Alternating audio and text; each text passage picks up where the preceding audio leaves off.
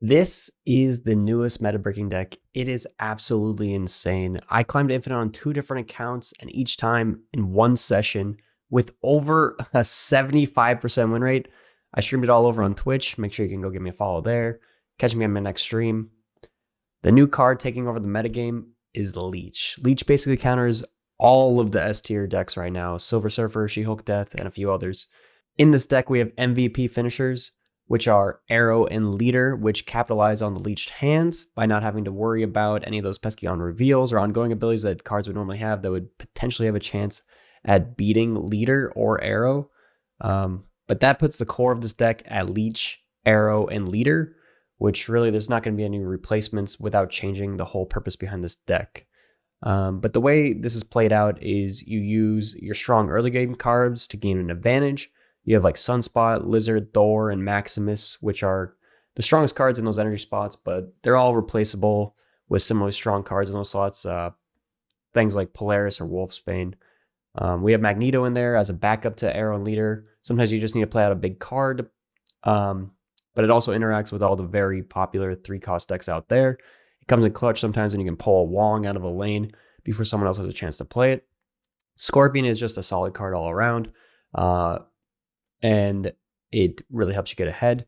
Armor works not only to protect your Sunspot, but it also shuts down all the Destroy decks game plan. So Bucky, Hood, they're here to stay now after that armor comes down.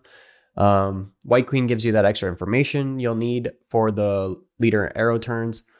Well, it also might give you a Leader of your own. So your opponent is also playing Leader, some other good card. You can get that if you didn't end up drawing your own win condition.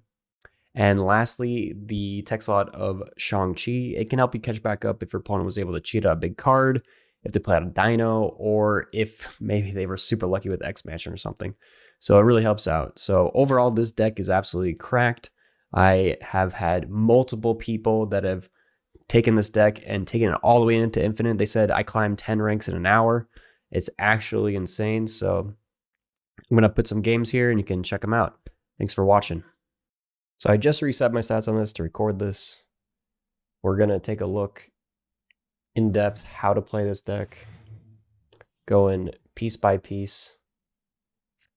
I just played one game to set everything up and got 8 cubes from one of the top players. So too bad we weren't recording that one, but let's go ahead and take a look. So we only have one drop in this deck, which is Sunspot, so we have to make sure that we really think through our early game.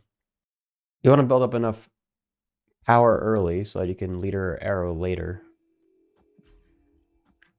So things like Mur Island and Stark Tower give you extra bonuses, so you want to commit some cards there, but if your opponent happens to be committing a lot more, it's going to make it a little bit difficult. Now, Maximus is a interesting card in this deck because a lot of people are afraid to play him out because it's going to let your opponent draw 2 more cards. But with Leech, it matters a lot less that you're having them draw cards. So if we end up getting Leech, drawing cards actually doesn't matter as much because Leech will remove their abilities and they can't play out everything usually with most of their game plans. Now, in a deck that runs Sentinel, they're probably running a Dinosaur. So that means that we have to watch out for Dinosaur decks. So Leader, unfortunately, does not copy the same exact power that their Dinosaur has. It's going to depend on our hand size. So the more cards we play out, the lower the Dino will be if we end up copying a Dinosaur. But we do have Sean, or Shang-Chi as some people like to call him, which will kill the dinosaurs. So he did Cosmo this lane, which means it makes his dinosaur safe for this lane if he wants to play it out. He, however, did not get our 2 draws from Maximus, which is great for us. Now here, we do have a bit of a conundrum. So I think we are going to be able to win with Leader, potentially. So we want to Aero over to the right and hope he plays something that's less than 8 power here. He will probably try and play onto the Angela lane this turn, it seems. He might play like a White Queen, a Sentinel, and another card. And we should be able to be ahead in these 2 lanes to then follow up with a Leader on turn 6, which is what we're going to hope to do. So we're going to know how to do that. He snapped, which means he's pretty confident. I think he's going to try and deactivate our Lizard to get the full Stark Tower bonus, but I don't think it's going to work.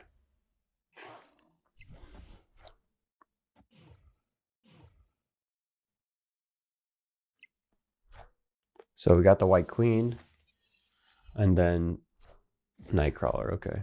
So he did, however, get 8 power here. We're only behind by 4 here.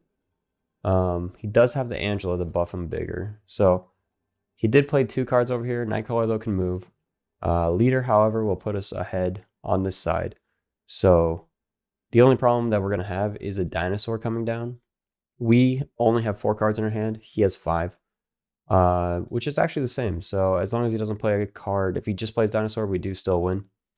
He unfortunately did play out the other Nightcrawler, which lowered his hand size for him. So we do potentially have the win here with the leader on the right.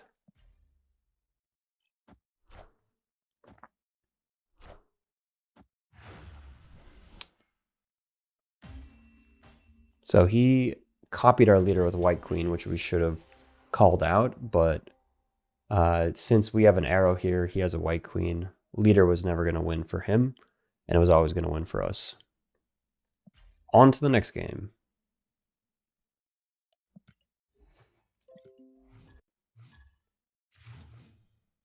What Am I likes to create decks. I know this guy. He's a very good player, so we'll see. He should be aware of what deck we're playing because we've been playing this for the last 2 days, and it's kind of blown up where half the ladder is now playing this deck after I popularized it. So he might even be playing it himself, who knows, or playing a straight counter to it, but we'll see. People are playing those dino decks trying to counter this, but doesn't really work. This deck is almost uncounterable. The only deck that really does well against this are like the ongoing buff decks like Patriot and Zoo. So those decks, since they can get out a lot of small minions, a lot of tokens, and then they can also have the buffs for them. So leader doesn't copy the buffs that they're getting from those ongoing effects, which becomes a problem for leader. And Aero doesn't work as well when they're filled up most of their board. So this deck does struggle against that, yeah. So he's playing Thor as well, so he might be playing our deck. We'll have to see what he plays out here. A full skip is not good. Oh, he's playing Arnim Zola, not our deck. So now it's a little bit tricky. I think we're going to play Lizard over here and Armor here to protect our Sunspot. Lizard, you want to be playing out in lanes that you don't think that they're going to end up filling up, so it can keep its full 5 power. And then Armor, just to make sure if he runs Killmonger in this deck for some reason. We already have a decent amount of power over here. We want to leave enough slots for leader if we need to. So he does have a dinosaur, so it does look like he's playing like an Arnim Zola dinosaur deck. Now, we do have enough power to beat both of these lanes, so we could potentially just leader over here and win since we are above the 3 power of both of these. So I think we just snap, and then we should have snapped earlier. I'm not really focusing too much on snapping with this deck in this game, so this is mainly to just explain the gameplay thought process for you guys. So leader over here means that we copy anything that's played here and here, and then anything that's played here doesn't matter because we're already winning these 2 lanes. Only problem is if he somehow is able to get 4 cards over here, which I doubt is possible.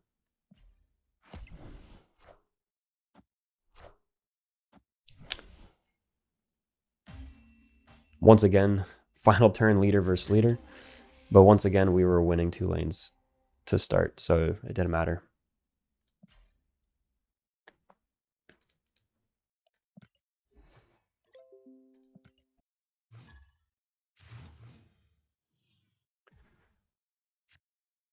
All right, so looking at our game plan here, we probably want to play Scorpion out. Scorpion is definitely your priority turn to play just because you want to get their hand reduced as quickly as possible. Sometimes you want to play out like a Lizard if you really need priority or something like that. It's also nice to have priority if you think that they're playing a Destroy deck so that you can get an Armor out there.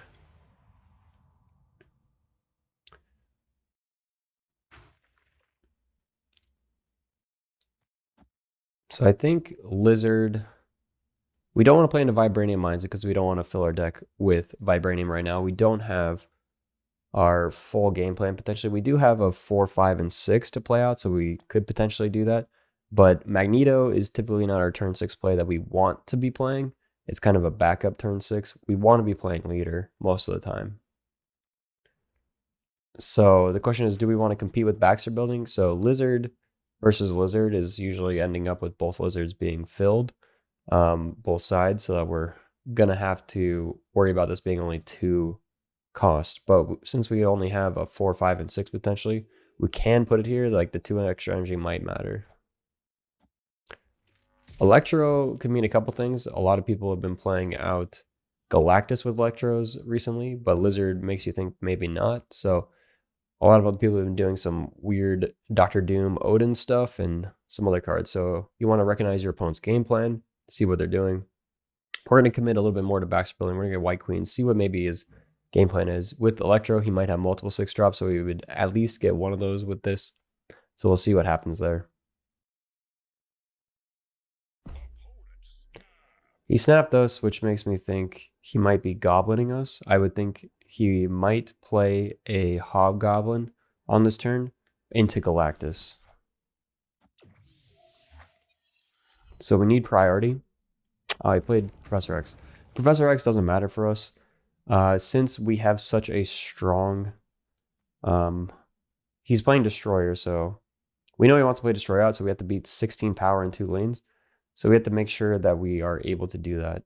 So he might play like an armor or something this turn. There is the potential to let him get priority, and then we can guess and Sean, but that's a guessing game. We don't want to do that. So I think the key plan here is to try and spread out our power and be able to play Magneto to beat a 14 power Destroyer.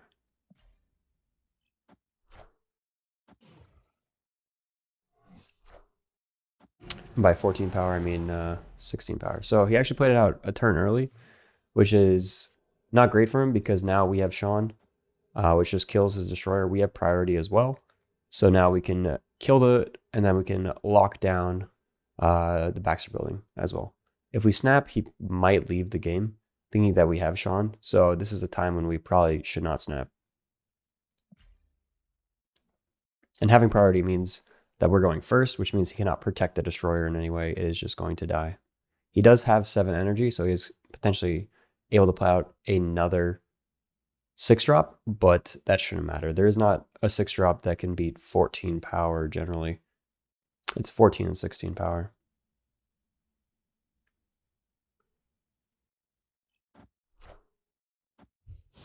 So he tried to short up the left, which isn't going to work.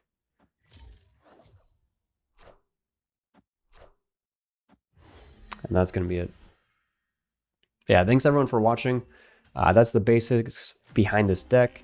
As you can see, I just queued these up, and 3 games in a row or 4 games in a row, just 100% win rate with this deck. Talk through each piece of the process here. As you can see, Aero, Sean all come into play. We had Leader, played out those first 2 games. But yeah, thanks everyone for watching. Check out more of these videos in the future, and see you guys next time.